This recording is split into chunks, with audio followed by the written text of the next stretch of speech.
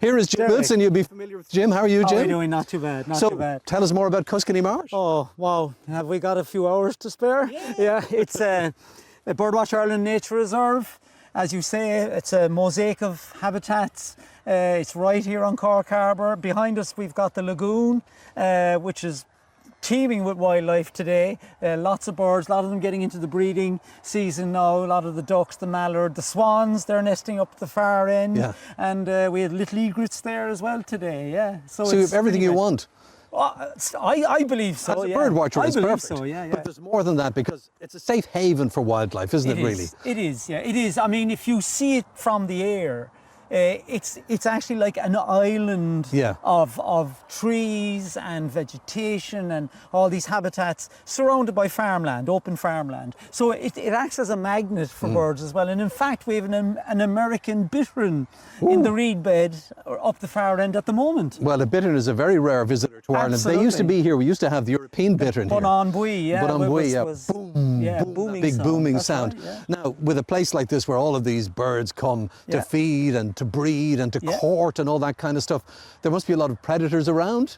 Oh yeah, I mean, depends on what you are, like, you know, the predators for the insects are the birds, and, you know, peregrine falcons come through here and they will take some of the ducks or pigeons or even the crows. But then you've got, we get special predator visitors too, like very charismatic animals such as the otter. You've got the otter here as well. The otter does come in here, yeah. I mean, you'll see it out on the bay as well, in the seaweed, catching fish out there. But then it comes over the bridge and up the channel here and into the lagoon itself. And if you're lucky, sometimes you can see more than one, sometimes two, and sometimes they even bring the family in here. I've seen a family of otters in here before. I don't know, Dahi and Sinead, if people get otters tattooed on their person. They get all sorts of animals. I don't know if they get otters on what an otter, because they always mean something. You have a swallow. Sailors get them because they've travelled to 5,000 nautical miles or something. It's like a badge of honour, yeah. Anyway, you're from Cobh. You know the area really well. And as you said, this is a Birdwatch Ireland Reserve. You spend a lot of time in and around this area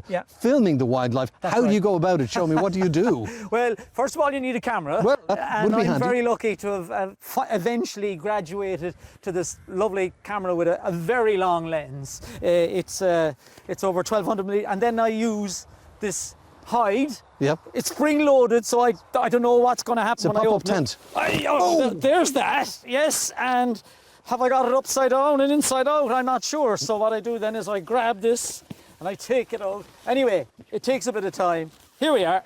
And I grab that. Usually I'm doing this in the dark, by the way. And out you come. Come out, come out, come out. Look at that. Oh. Well, this was working fine earlier. That's all right. There we go. Oh, I see. No. Very handy. And there we have. And what happens is I get inside with the camera and I can adjust this up and down, and the wildlife just ignores me. The kingfishers in particular just ignore me because I get in there before dawn. Right. I'm not there, you know, I don't rock up in the middle of the day. No. So I'm in there before dawn. I could be in there 5 or 6 hours. And you just poke the lens out? Yeah, I keep the lens inside, actually. Oh, do you? Okay. Yeah. But once you're inside, then they ignore you completely. And right here in the channel, they come down and they have their favourite perches over the water, where they're looking for fish or shrimps, especially in the winter. Kingfishers are truly the most beautiful bird in Ireland, for me at any rate. They look like a bird that shouldn't be here. Yeah. They look very tropical. They do, and most kingfishers are actually found in the tropics and the subtropics.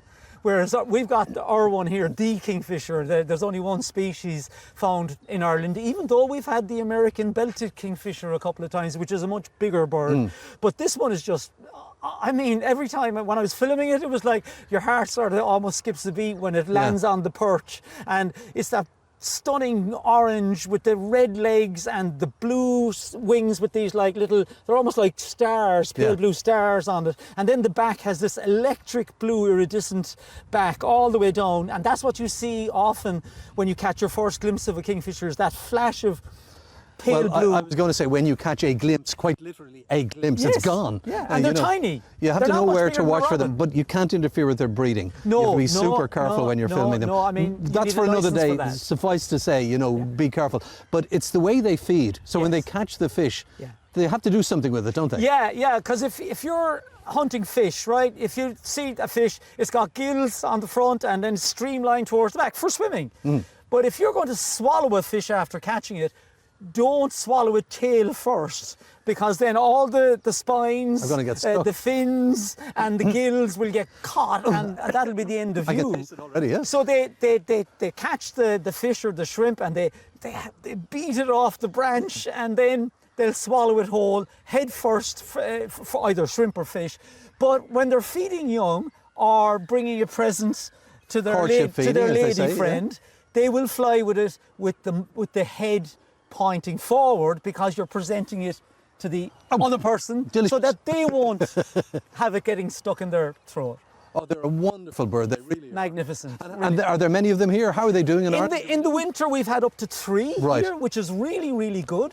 And most people get a great view, if they're very patient, from the Humpback Bridge up here. We would prefer if people didn't come down to view them. You can get a really good view of them from up there. Obviously, I got special permission from Birdwatch Ireland to film for, promoting For today, yeah, of course, wildlife. yeah. So that was that, yeah. Well, listen, this is a wonderful place. It really is terrific. But I was saying earlier, Doc, you asked me where exactly are we. We're not too far from Cobh, and Cobh is famous for many things, but there's a wonderful cathedral there, St. Coleman's Cathedral, and it's got a great spire. And in that spire, we've got a peregrine falcon nesting with a camera on it. Jim Wilson. We do, for the last few years, thanks to Alan Farrell, who's been on the programme before, we put up a platform for them to breed. They bred the year before last. They had 2 chicks. Last year, Junior from the year before, the male one, interrupted the romantic moments, and they didn't breed. Yeah. But this year they were ready again, and they only laid an egg yesterday. Fantastic. The first egg, and it's almost like a pale chestnut. It's kind of a brick red. It's incredible. And when you see it in the platform, you're saying, where's the nest? They actually don't build a nest. What they've been doing is using their bodies to make the scrape, and then they've laid one, and we hope they'll lay maybe another 2 or 3. Right. And just before we go, very quickly, Esther from Middleton sent us a wonderful video of 2 robins mating. It's so fast. Oh, yeah. It's a great image, isn't it? It is. It's absolutely incredible. A lot of birds. It's just get it done fast and furious, because you're actually vulnerable to a predator like a peregrine coming along and grabbing you if you spend too much time doing things like that. It is. But I mean, when you think about all of the singing they do, how long they are building the nest, and then the courtship itself, the actual mating, is so fast. It is, yeah. Well, it's not about quantity. No. And of course, robins, the #1 bird in the Garden Bird Survey every year. Yeah, and we've been talking about the Garden Bird Survey, not just on Mooney Goes Wild and RTÉ Radio 1, but also on the Today Show. Yeah. You've been on talking about it, Niall Hatch has been talking about it. People have given in their results, and we'll know soon enough when they're tabulated and everybody's had a look at them, what comes out on top. But for sure, I would put a bet on it that the robin is probably going to come out as #1. Well, you won't get much odds out of that, because it's been #1, I think, nearly since the start of the survey over 35 years ago. And the blackbird is #2 usually. Yeah, #3. blackbird, great up there, isn't it? Up there, yeah. I must ask Jim before I go, I didn't get a chance to take a picture as I was driving along, but I saw the thinnest blackbird. I thought, this bird has taken some slimming drug.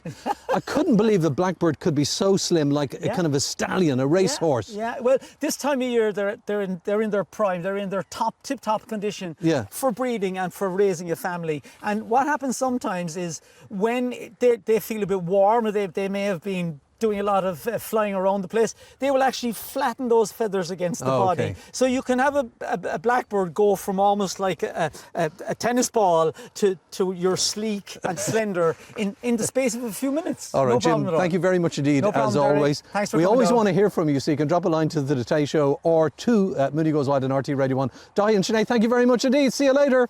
Bye!